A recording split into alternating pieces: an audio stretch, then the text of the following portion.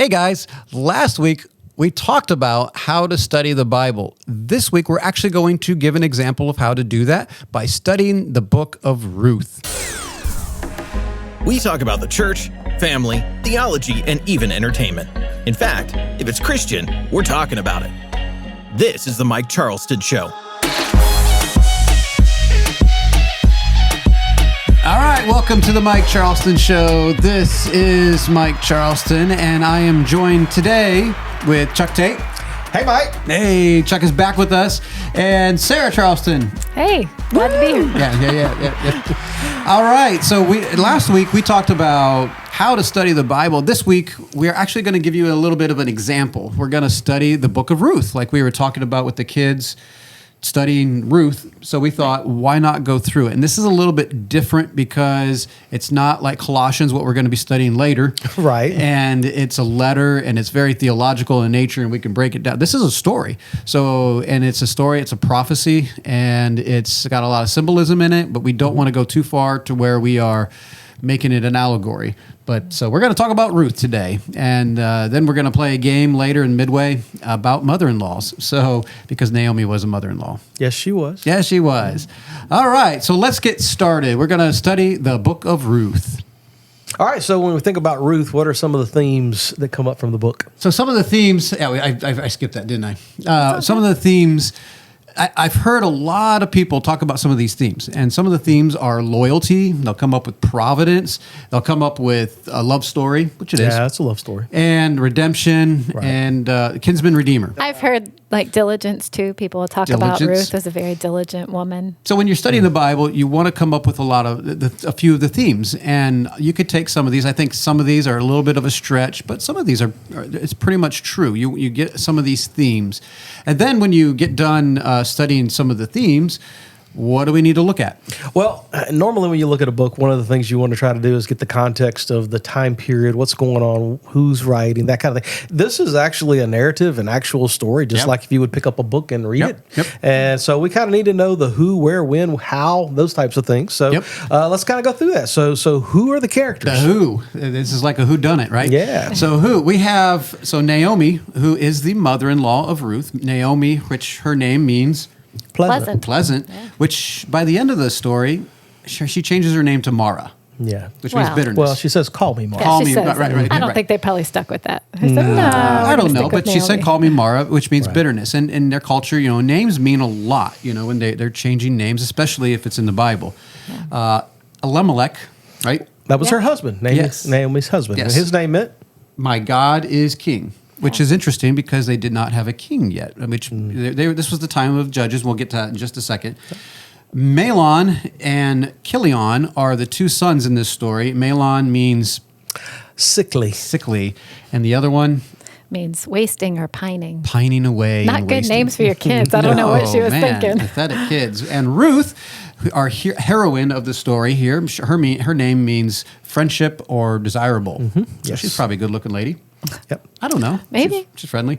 And Orpah. Now, Orpah, not Oprah, Orpah, we had we didn't exactly know what her name meant. I looked at some places where it kind of meant like a head full of hair with curly, and you kind of looked and saw goat. And A deer. A deer, not a goat. Yeah, deer. Yeah. So there was kind of some misunderstandings, and we didn't want to get too bogged down in that one. She's not much in the story. No, she goes back home. Yeah. And then there is Boaz, and he is what? In him there is strength. And he's going to be So a he's picture strong of Christ. guy. Yeah. Oh, and then there's this other guy there's actually two other guys, an unnamed servant and the nearer kinsman. We're never told his name. No. So that's the who.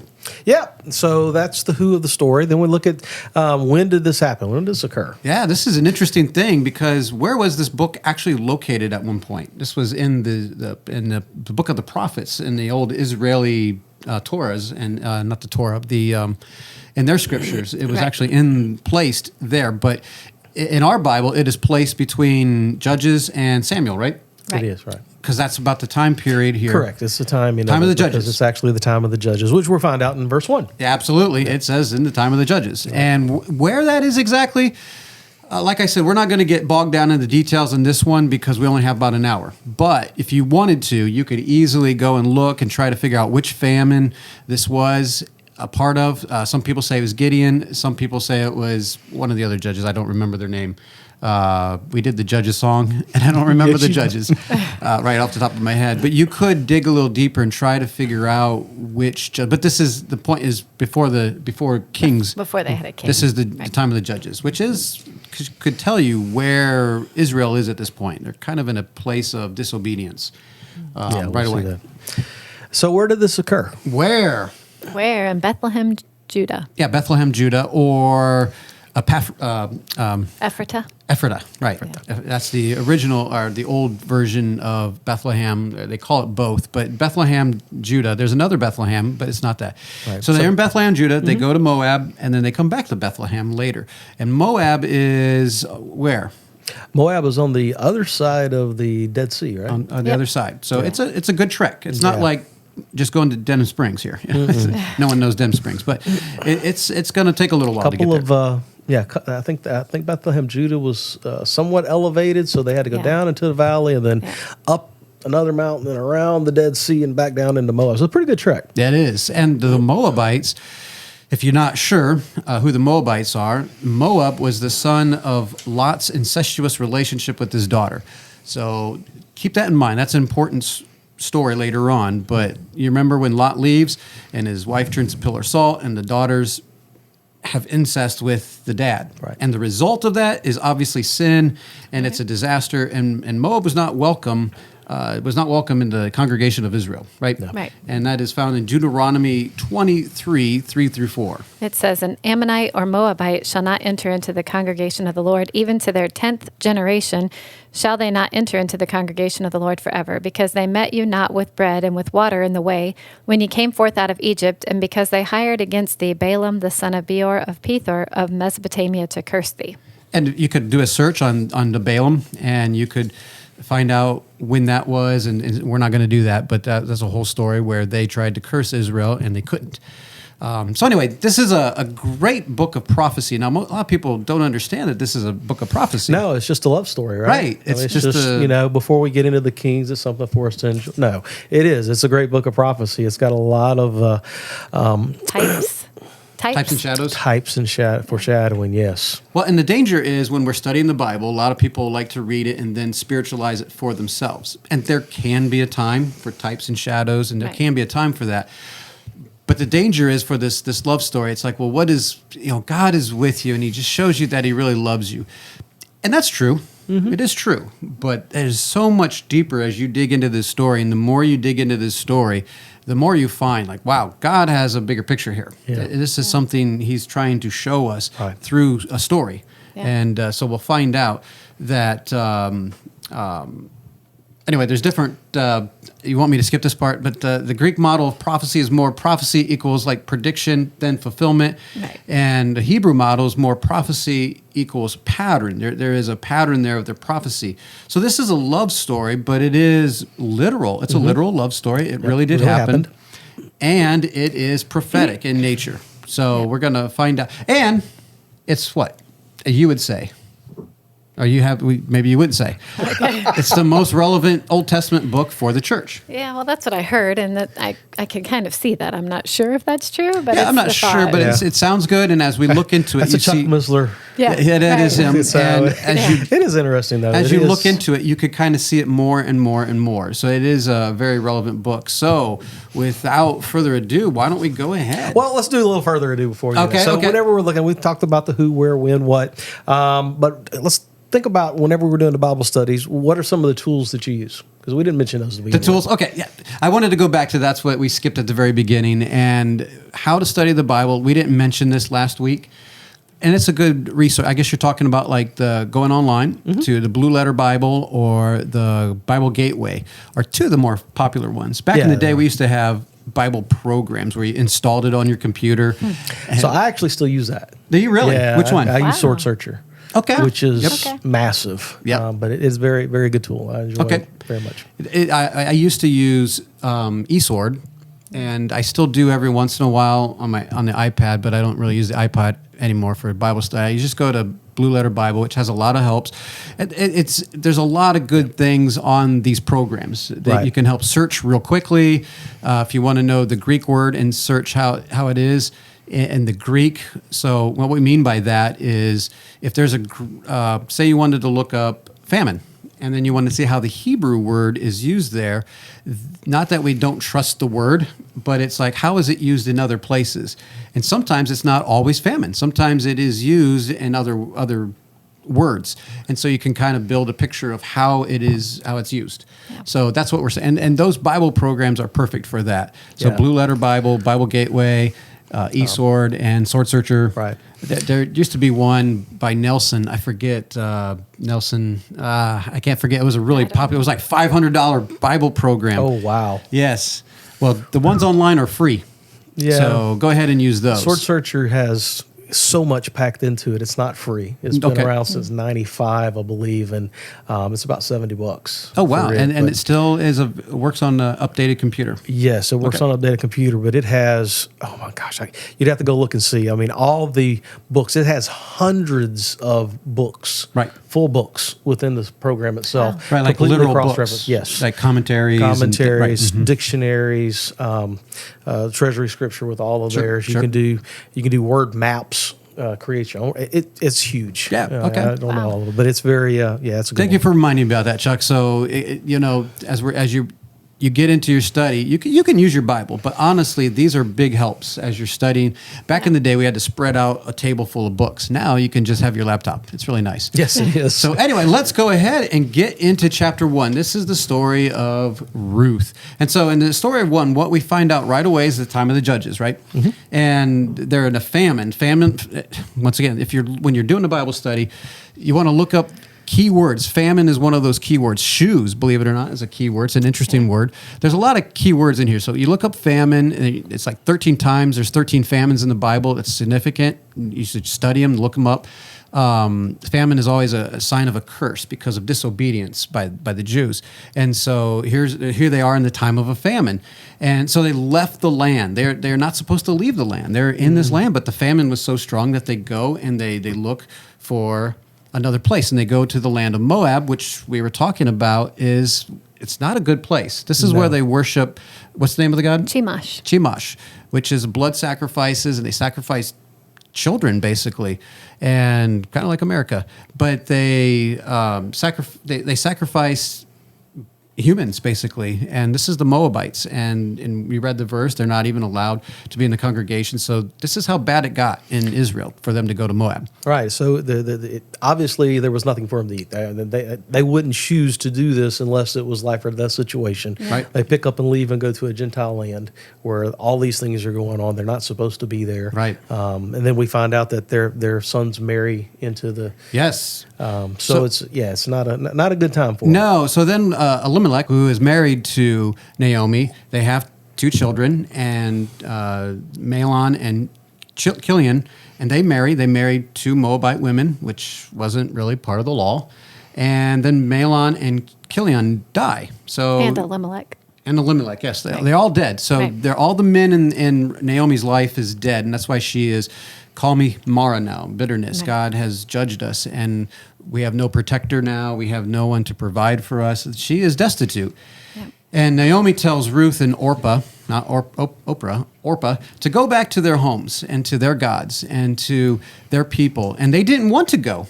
No, they didn't. Both of them. But Orpah eventually does go. Mm-hmm. But Ruth says no, and she gets converted here. Or maybe she was already converted, but she has this famous verse that we all know, right? Ruth 1:16-17. And Ruth said, Entreat me not to leave thee, or to return from following after thee. For whither thou goest, I will go, and where thou lodgest, I will lodge. Thy people shall be my people, and thy God my God. Where thou diest will I die, and there will I be buried. The Lord do so to me, and more also, if aught but death part thee and me. So this is why loyalty is a lot of people think this is a theme. She's very loyal. She says, who your God is, that'll be my God. So Ruth and Naomi, they go back to Bethlehem because they hear that the famine is over, which Bethlehem is the house of bread. That's what it means, the house of bread, which shouldn't be suffering from a famine. You wouldn't think, right? Right, and they did. So, okay, that's chapter 1. Now we're moving along quickly here. So, chapter 2. Now, we're not doing anything like Love's Resolve and Love's Request and all that stuff. There's a lot of people with different names for the different chapters, and that's all fine. But we're just moving on. Chapter 2. So they get back in chapter 2. They get back to Bethlehem at the time of the barley harvest. Yes, and Ruth has to go gleaning. Now, here's the law of gleaning. So, why don't you go ahead and read that, babe, then we'll discuss the law of gleaning. That's in Leviticus 23:22. And when ye reap the harvest of your land, thou shalt not make clean riddance of the corners of thy field when thou reapest, neither shalt thou gather any gleaning of thy harvest.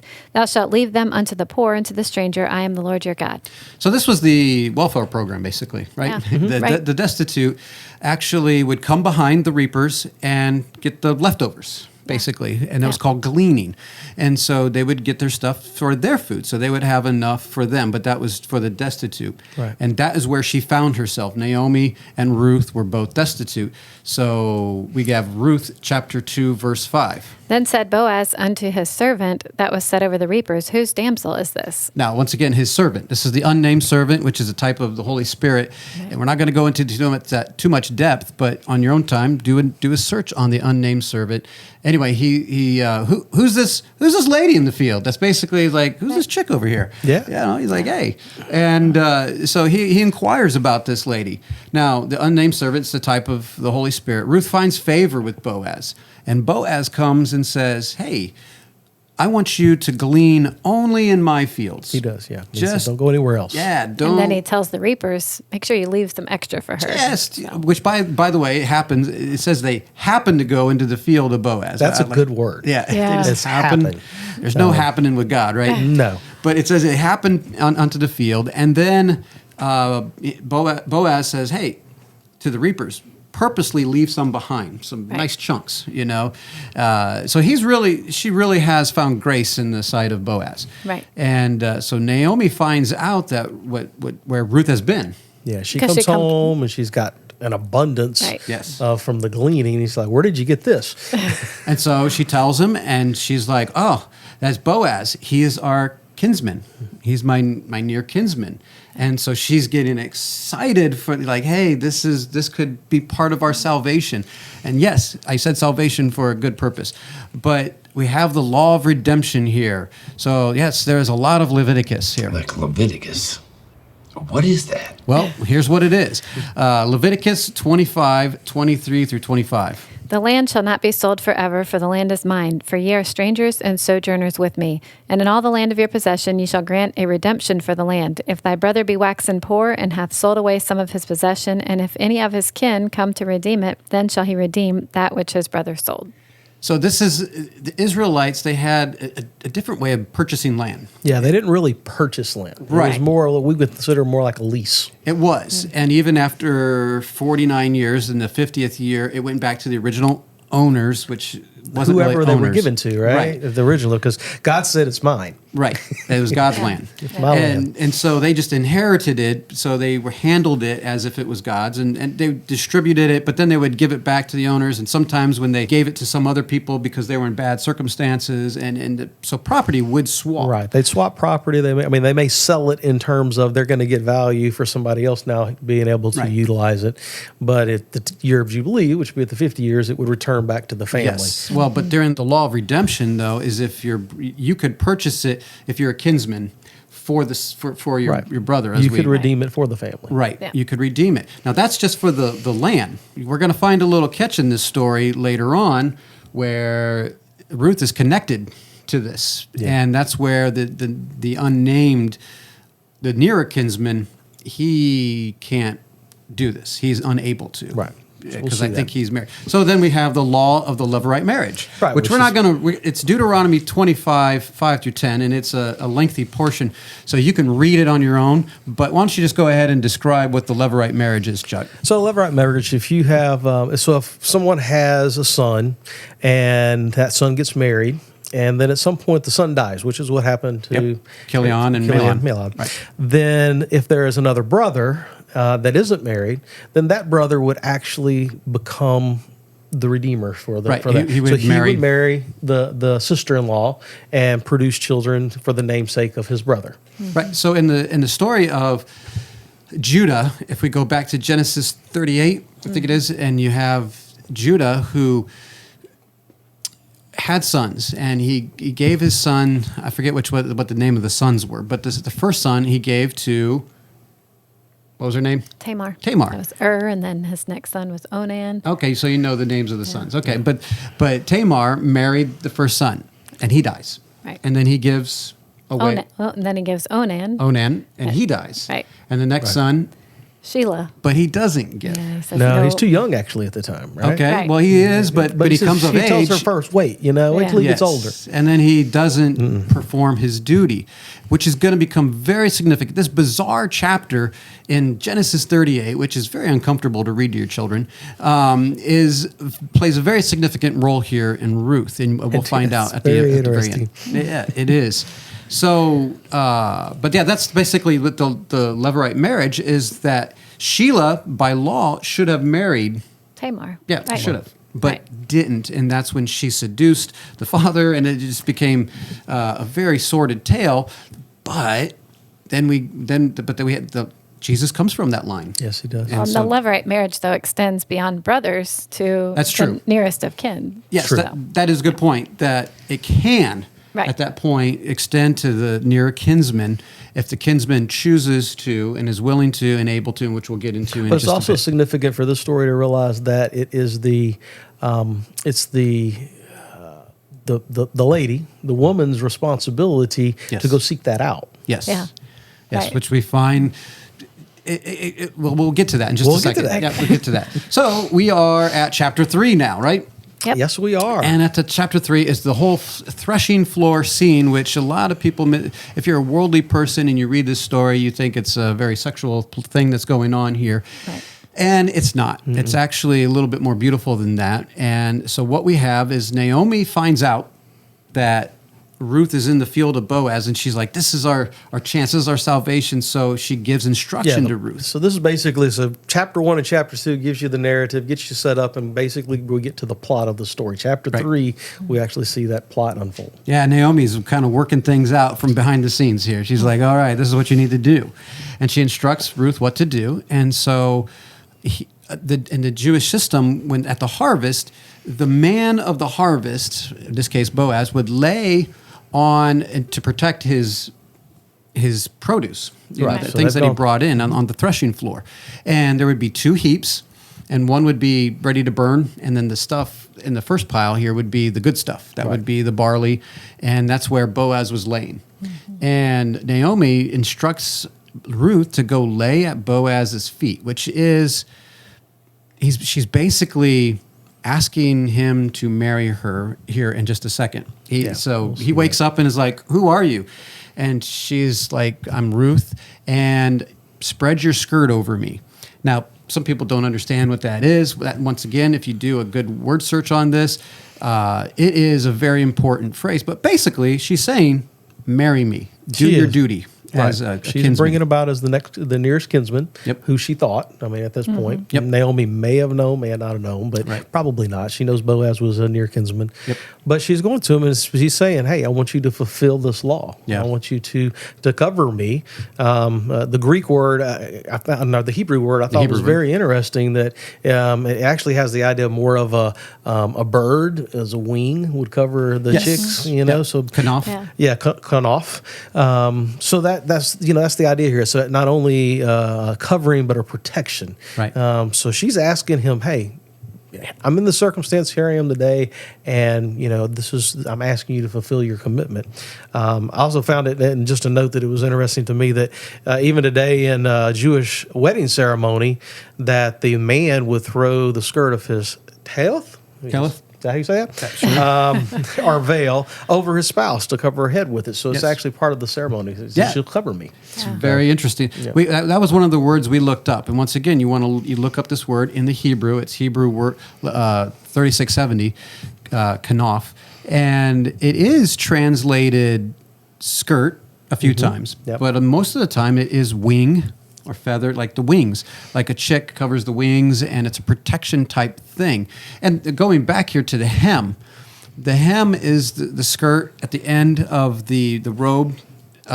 represents their authority, and that's when like David cuts off the hem of Saul. He's cutting off his authority, Right. and that's what he's mocking him when he's holding it up, which he later regrets. But he's cutting off the authority, and like when the lady is touching the hem of Jesus' garment, it's not like just the very end. She just barely touches. She knows what she's doing. She is touching the authority of Jesus, and she gets healed because of this. But so the hem represents authority, and God says He will spread His skirt over Israel by authority and protection. That is who God is. That's what He does for us. Also, as we So know, we see that in Ezekiel 16:8. You want to read that one? Sure, but let me get back up here real quick to the last thing here. Boaz sends Ruth home with 6 measures of barley. Now, this might be a code, it might not be a code. Why does he say that's a lot of measures of barley? It's a lot. And it's for Naomi. It's not for Ruth, it's for Naomi. Now, Naomi might get this because she's a Jewish lady. And, God created the earth in 6 days and then He rested. And that's a theme in this is redemption/rest. And Boaz says he won't rest until this is done. Right. And that is like a sign of, I will work this out, six, and then I will rest. Right. And so that may or may not be true. I don't know. Check me out on that. Well, I thought that Naomi was- obviously took it as a sign that she knew that he was serious about Yeah. it. He was going to do something Yes. about It it. meant something to her, and also Yeah. it's interesting that it was measures, and Yeah. it doesn't say what was the measure. Like some translations will put ephah, but there's no way it could have been an ephah. The Oh, first day she wow. went home with an ephah, and that was a lot. So I'm like, Yeah, she was that's like dragging a truck home or I mean, something. you look it up, Maybe. an ephah is a little more or less than a bushel. So, I mean, she Right. going to carry home 6 bushels of barley? Probably not. Right. No, but 6 measures. So it was substantial. Whatever it was a good amount, and they knew that they were serious. And so now we could go to Ezekiel 16:8. Okay. So this is where God is telling him, He's using the same idea of being able to spread your skirt Yes. over. He's saying that to Israel. Yes. Right. So it says, "Now when I passed by thee and looked upon thee, behold, thy time was the time of love. And I spread my skirt over thee and covered thy nakedness. Yea, I swear unto thee and entered into a covenant with thee, saith the Lord God, and thou becamest mine." Yes, I mean that sounds like a wedding, you It know, does. Yeah. and that's what they do in the Jewish wedding, and they spread their skirt, and it sounds like it's just weird terminology for us, Yeah. but if you know your scriptures and you do the study and you start to understand, okay, it's not weird. It's not like I'm spreading my skirt, that's weird. So anyway. I think that's it. We're going to take a break because we're at chapter 3. So we have one more chapter, but I want to spend a good long time on the Goel and the Kinsman Redeemer. So let's go ahead and take the game break. Thank you for listening. This is the Mike Charleston Show.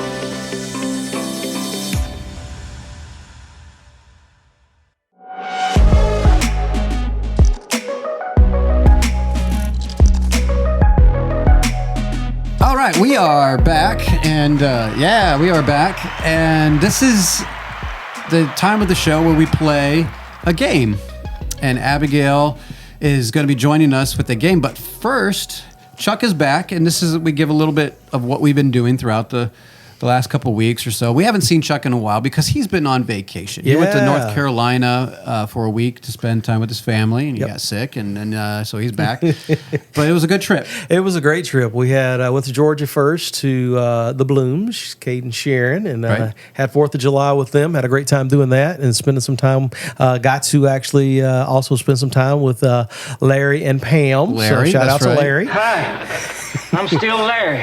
They taught us to play canasta. Oh my goodness! Ooh, I love that game. Yeah, so I'm looking for the opportunity now. No. So I had a good time with them. Then we left and went up to a friend of mine's cabin in North Carolina. And that was packed. It was packed. I got to show you some videos. That was Okay, fun. yeah. It's a 2-bedroom cabin, and we ended up at one point, I think one night we had 17 people there, so it Yep, was interesting. But we worked it out. Had a great time. I love North Carolina. I love being in the mountains. We actually went, one of the hikes we went on, middle of the summer, you go up and you go hiking, and it's still cool. I mean, Yep. it's still nice. So it was a great time. Not like Louisiana. No, not like Louisiana. Not at all. So we enjoyed our time up there. We had Jeremiah, as y'all learned last week, if you listened to last show, on one of the days while we were up there. I believe it was Friday. I think so. Yeah. You know, you're on vacation, your days run together. But Jeremiah and Abigail, my daughter, Abby. Yep. We call her Abby to make sure we're keeping it different from Abigail. I picked at her after us, Abigail Charleston. That kind of rolls off easy. But they got engaged on Friday, so that's kind of the high point of the trip, especially for them. Oh, absolutely. No, they're excited, and they're moving along pretty quickly here. Yes, and they are. pushing you to your limit. And, so there'll be 2 Abigail Charlestons for a while at least, and that's why one is Abby. That's right. And one is Abigail. But no, that's fun. That's exciting. It's always we've known you guys for a while. We could see this coming for a little bit. There was a chance. There was a hope. And last year, I guess it was about this time of year, but a couple months maybe. No, it's probably this time of year. Probably, probably around the Ohio trip. Right. And that Jeremiah first approached you, and you were like, Oh, first approached me. So that was a little later. Okay, that was after, Yeah, that was after the shindig. But it was about this time I think that it we was knew. cemented in his mind in Ohio. Yes. So it's all good. And so they're going to get married here pretty soon. And that was all good news. But so speaking of Abigails, how about we have the other Abigail? And now it's time for the Time with Abigail. So Abigail, you're welcome. Hello. Now Abigail's with us, and because we're studying the Book of Ruth, I was thinking about this. What game could we do? And I thought, you know what? My mother-in-law, his name is Ruth, and I said, why don't we do a game about mother-in-laws? So I don't know what you have for us, but I figured we all 3 have mother-in-laws, and I don't know if we're going to have some questions about our mothers-in-law. So we're actually going to play a game about mother-in-laws, allow it to be recorded and put on YouTube. You are one brave individual, and you didn't give me any warning. No, Thankfully, my mother-in-law doesn't watch YouTube. That's right. Well, we have Joshua that edits, so we'll see. Well, we have Chuck's in-laws basically live on their property, kind Pretty of, much, right? yeah. So you've known them for a long time, and so you probably have the best advantage. My in-laws, your mom, Lived here for the last 6-7 years, something like that. until they didn't like us anymore, and moved away. So, just Oh, kidding. So I am the most disadvantaged because I've spent very little time in the last 23 years with your mom. Well, okay, you didn't even know what to call her for 20 years. No, that's you. No, you didn't know what to call her. Oh, what to call her? Yeah, I thought you Which, meant her by the name. way, speaking of which, your daughter Abigail, she came over here Tuesday, and that was the first time she was over here since Colorado. Believe it or not, that's weird. That is weird. But she came over, and we spent the evening with Jeremiah, and she was saying how it was funny having Mel and Ruth over for Bible study, and she said it's just like Andrew and Jeannie. And I was like, Mel and Ruth? And she's like, no. You, being me, and Ruth. And how we interact. It's a lot like Andrew and Jeannie. That's interesting. Yeah, That's an I was interesting like, I don't picture. know. Maybe so. I do tease my mother-in-law a good bit, just because, well, she is. No, it's all fun. We have fun together. I don't think we have any problems with our mother-in-laws, any of us. No. So. No. Anyway, let's go ahead, Abigail. What do you have for us? All right. I've got a bunch of questions about your mother-in-laws. Oh, this is not good. Are we going to hear a lot of this? Hopefully not, because they're pretty simple questions, I think. I think you should be able to get most of them, Okay. at least. Sounds so how's good. this going to work Yeah. to start with? We're not going to keep score or anything. Okay. So we you got to just- get through this quickly because we got the Goel to go through. All right. So let's start with Mom. Okay. That would be Sarah. Yes. She's in the chick chair, so. When is your mother-in-law's birthday? Oh, wow. Simple. Wow. Okay, March 10th. Wow, very good. That is correct. Do you get bonus points? I'm not going to do the year on the air. Yeah. All right. Done? Oh, I got to answer the same question? man. Everybody gets to answer the same question. It would be January 14th. That's right. Yeah. Wow, I didn't know he would get that. I thought he'd get that one. Yeah, come on. I'm horrible with birthdays. Oh, no, I thought you knew this one. I got a card in my wallet for my kids' birthdays, man. Oh, wow. Oh boy. Hang on, let me get this in my head. Can you get the right month? I think I can get the right month. I Okay. don't know. I can't get the day, so I'll just. September is the month. I feel confident it's September. You feeling pretty good? Yeah. I know we've been up there for her birthday before. Was it in September? I'm trying to think. I don't remember. The answer I was given, Well, she's. Is it September? Is he wrong? it's August 3rd. Oh, that's strike one. I need to go shopping. Yes, it's coming up. Okay, number 2. All right, next one. And you can go ahead and start this one, Dad. Yes. How many siblings does your mother-in-law have? How many siblings does my mother-in-law have? Well, this is crazy because she has some kids, some brothers and sisters, and then she has some adopted. She has the one that's dead, the brother, 3. That is correct. Yes. Chuck's counting. Yeah, I am. How many siblings? Yep. I'm going with 6. I think there was 7 altogether. It's 7. Oh, it's one off. Oh, All right, I'm going to go with 4. Yes. yes. Wow. I had to think That for a was second. pressure. Yeah. Yeah, Chuck is striking out. All right, so Mr. Chuck, you get to start this one off. Yes. Okay. I could be wrong right off the bat. No, you're not. Where was your mother-in-law born? My mother-in-law, where was my mother-in-law born? Man. This is tough. This is tough. Oh, come on, I want to know what you We've got 3 seconds. think. Louisiana. Hattiesburg. Oh, Hattiesburg. You are 0 for 3. You know, just All right, I'm going to say Fort Wayne, Indiana. That's correct. Okay, yes, you get a bing. Ruth was born in Milwaukee, Wisconsin. Yep, that's yes. right. Yes. I really didn't know Hattiesburg. Oh, I would have wow. never even guessed Wow. Chuck, Over. you get. So you get nothing. You lose. Good day, sir. Hey, we have some more that. Hey, questions. she doesn't watch YouTube. That's right. Okay. All right, Mom gets to start this one. All right. Round 2. What is your mother-in-law's eye color? Oh, wow. I'm going to say I don't even know if I know this. it's either blue or green. Gotta pick one. I think they actually might be more blue. That's right. Oh, Wow. Did she say she has blue? She said she has blue. Okay, whatever. Ruth has, let's see, she has hazel. Yep. Yes. You just pulled hazel out of your pocket. That is crazy. Brown.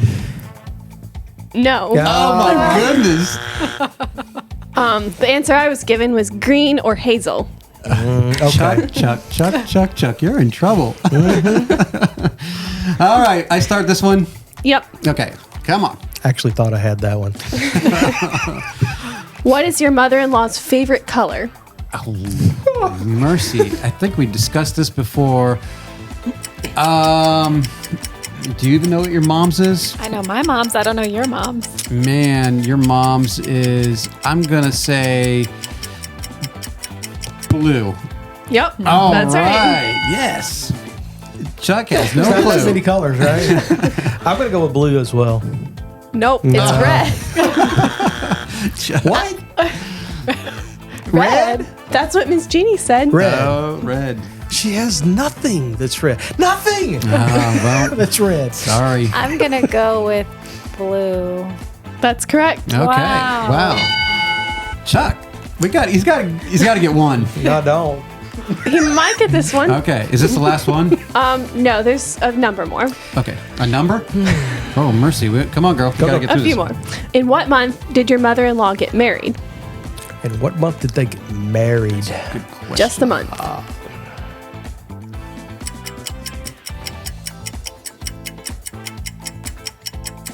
I don't think he knows. It's a 1 out of 12, even though Yeah, Mike 1 out would of say 12. it's 50-50. Yeah, it's 50-50. You either 50-50. you get it right or you don't. February. June. Yeah. That just happened. Oh, my mother-in-law. I kept thinking about my parents. Yeah. Oh. You should know this one. Oh, February. Yep. Yes, they did. They married on leap year. Yours was in June. Yep. Yep. I pay attention. Chuck does not. All right, so this Obviously. next one, Mom starts. Okay. I know nothing. How many kids does your mother-in-law have? 4. Yes. 6. Yes. Yep. I should just say a wrong number just so I get it You wrong. know this one. This is a gimme. 5. Yep, that's right. Yes, Chuck finally got one. Woo, Chuck. All right, All right, next question. You get to start this one, Dad. Okay. How many grandkids does your mother-in-law have? Good night. They keep adding and adding. Not great grandkids, Just grandkids. just grandkids. Off the top of my head, and this is not my answer. I want to say 14, but we have 7, and then Rachel has 3, so it's 10, and Stephanie has 14. Yep, that's right. right. Wait, that's my. No, you did it right. Oh, Okay, wait. But it's still right? Yes. Grandkids, right? I was thinking my mom, but I still got it right. Grandkids, right? Not great grandkids, just grandkids. Yeah, just grandkids. 29. 27. Oh. Sorry, Chuck. Chuck's thinking about some extra kids over Maybe there. Jeannie gave the wrong answer. I'll calculate. This Go one is ahead. under Okay. protest. Jeannie might be wrong, huh? I'm going to say 14. Yes. Yes. Yeah, because They I have the still got the same. right answer, but I was thinking about my mom, and I Yeah, helped you they're out both there. the same answer. So I was you were counting. I'm like, yeah, that's right. And I'm like, wait, you're doing the wrong one. Yeah, that's true. Okay, next. Who starts this one? I don't know. I think Mr. Chuck. Okay. How many years has your mother-in-law been married? Good night.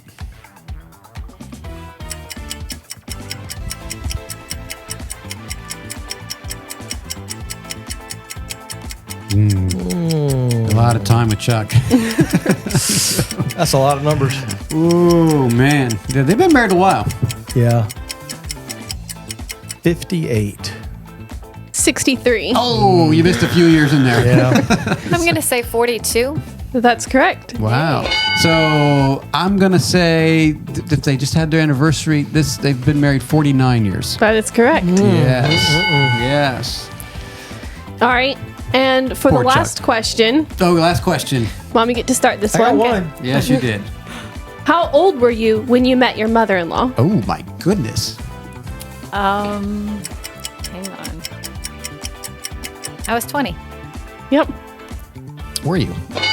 How old was I when I met my mother-in-law? I got married when I was 22, almost 20. So I would say I was 21.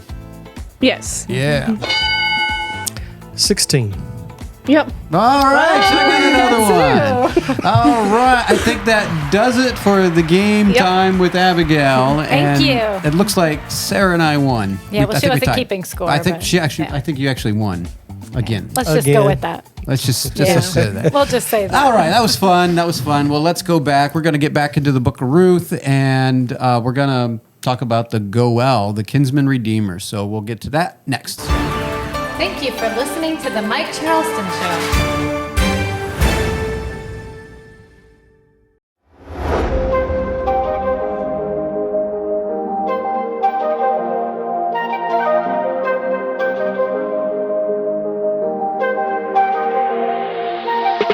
All right, guys, we are back, and we are going to be talking about chapter 4 of Ruth, and this is the Goel, the kinsman redeemer. That's what the Goel refers to.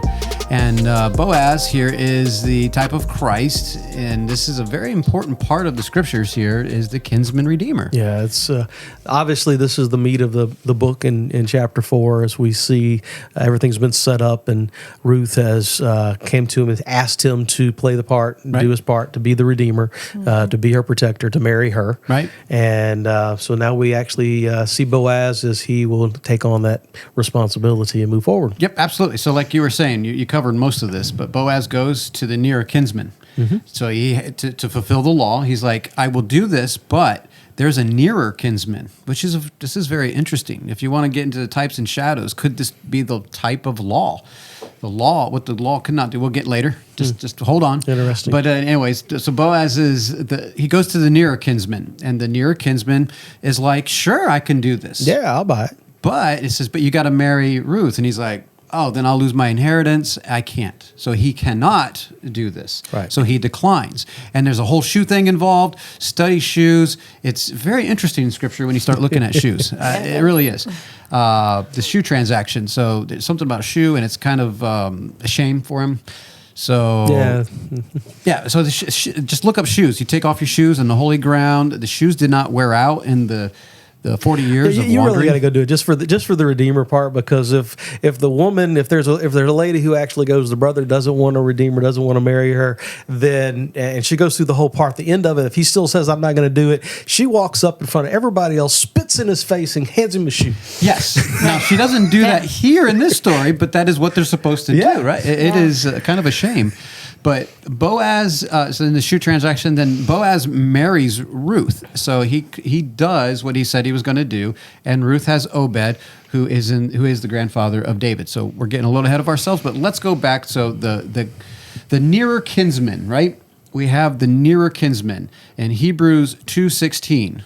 Well, this is, when you say near kinsman, it's because there's requirements in order to to do the redeeming. Well, there's 3 requirements, right? Right. And so you have to be related, right? You have to be related. You have to be willing to perform this deed, and you have to be able to perform it. Now, as we find here, this is a type of Christ. Boaz is the type of Christ here, and what we're going to read here is what Christ does. He's the near kinsman. Yeah, so Hebrews 2:16 says, "For verily he took not on him the nature of angels, but he took on him the seed of Abraham." So this is why it's very important for him to be a man. There's many reasons why it's important for him to be a man. Yes. But this is one, he's our kinsman. He is one of us. He had to come down to be a man to do this. He had to be near kinsman, right? Right. So he had to be kinsman. Number 2, he had to be willing to perform the action. Yep, Hebrews 12:2. Says, "Looking unto Jesus, the author and finisher of our faith, who for the joy that was set before him endured the cross, despising the shame, and is set down at the right hand of the throne of God." He was willing to. Now, did I have that scene where didn't seem like he was willing to in the Garden of Gethsemane, and he said, "But not my will, but your will be done." And he went through this because of the joy that was set before him. Right. So he was willing to perform this, and was he able to? Yeah, he was. Yes, he was definitely able. Yep. And we have a couple of verses here, but let's go with Hebrews 7:25. "Wherefore he is able also to save them to the uttermost that come unto God by him, seeing he ever liveth to make intercession for them." And we have Romans 3:20. "Therefore by the deeds of the law there shall no flesh be justified in his sight, for by the law is the knowledge of sin." It's a good one. And Romans 8:3. "For what the law could not do, in that it was weak through the flesh, God sending his own Son in the likeness of sinful flesh, and for sin condemned sin in the flesh." So yeah, if we want to be careful here not to allegorize and just say, well, this means this means this, but there are types and shadows in Scripture. And if we want to dig deep into this, it does seem like the law couldn't redeem us. We know that. Right.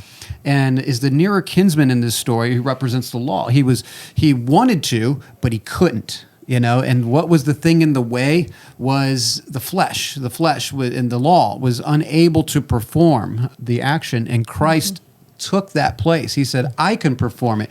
And it also reminds us of Revelation 5, which I know is not in our notes. Okay. And I want to just jump this real quickly, but the scroll that he had, the deed, basically, which is written on the inside and outside. The outside usually has the instructions of what it's for. And in Revelation 5, they're trying to open the scroll, and there was no one who was found worthy to open the scroll.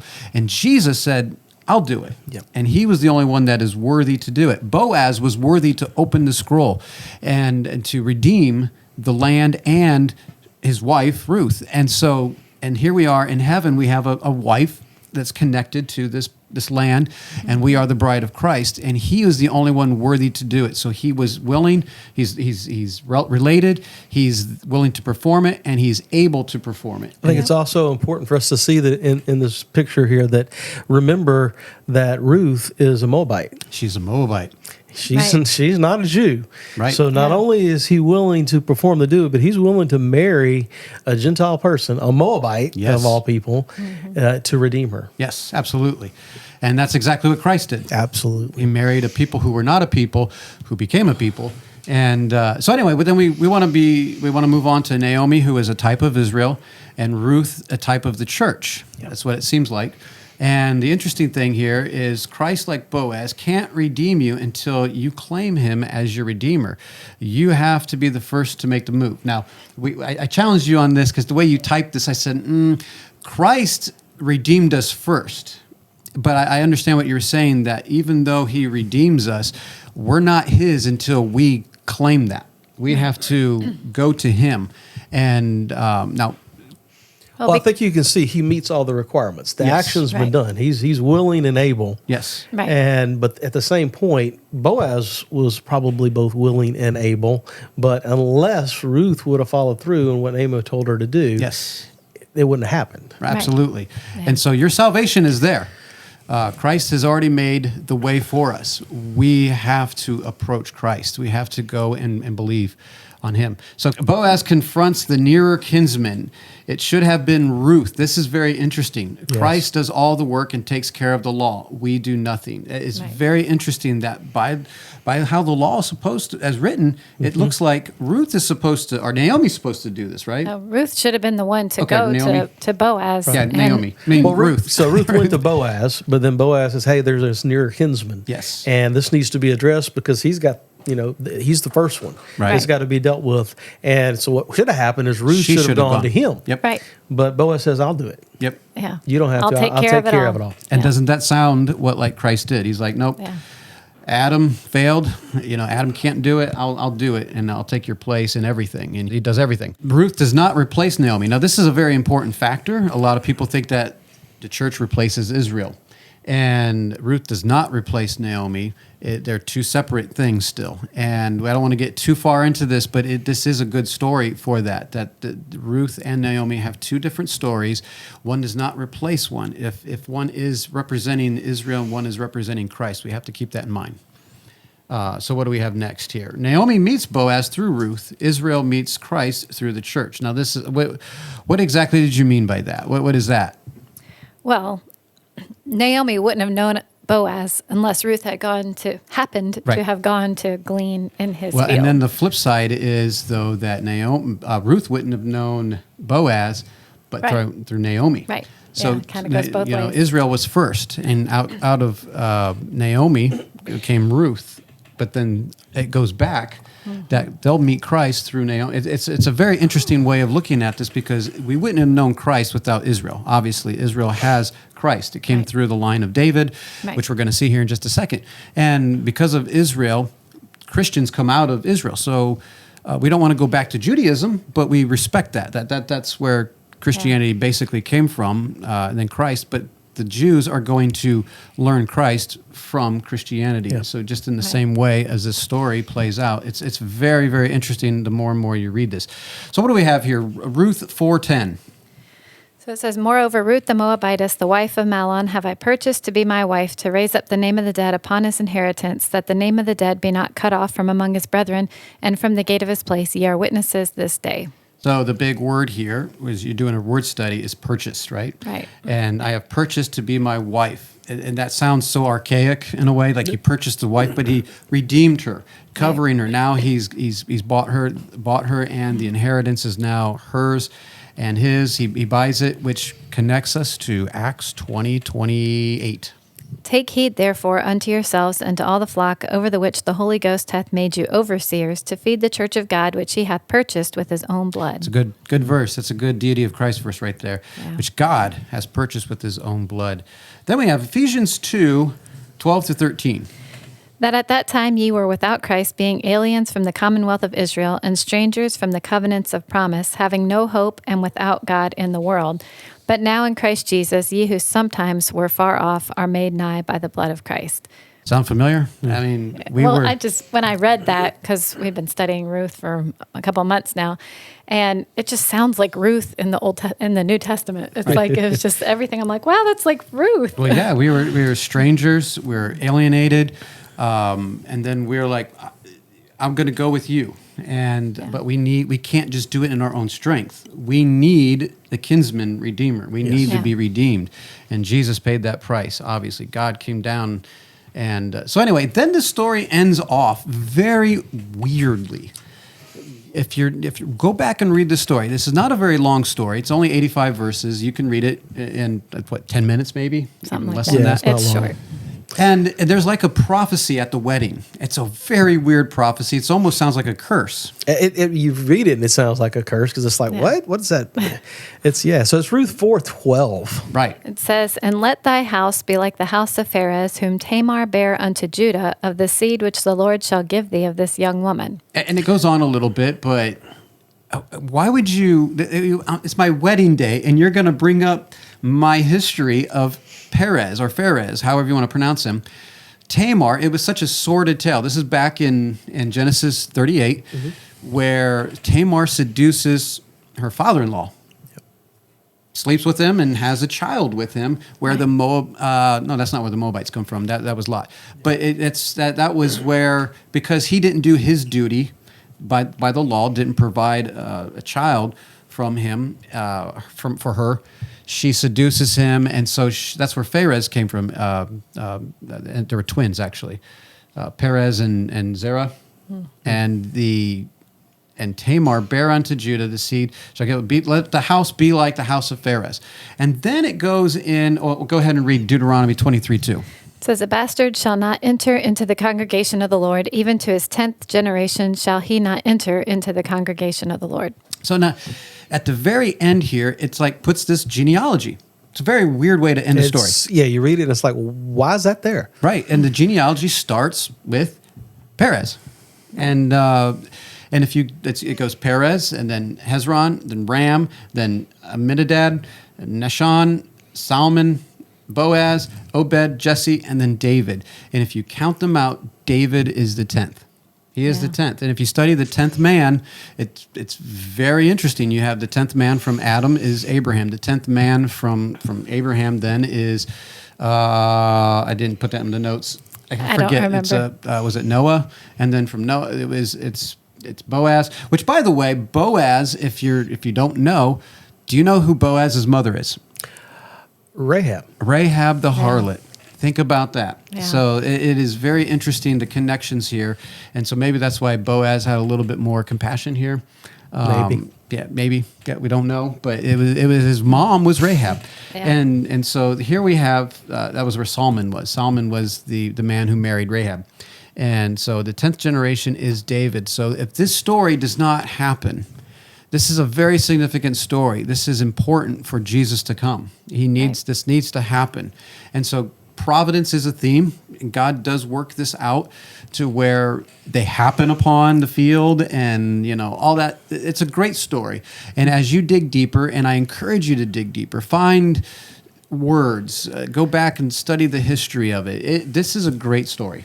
It is a great story. Well, I'll say that, I've known the story of Ruth for a lot of years growing up in church, and I've just always thought of it as a love story, kind of odd to put in there. Not much theological. Should be next to Song of Solomon, right? Yeah, what's the point?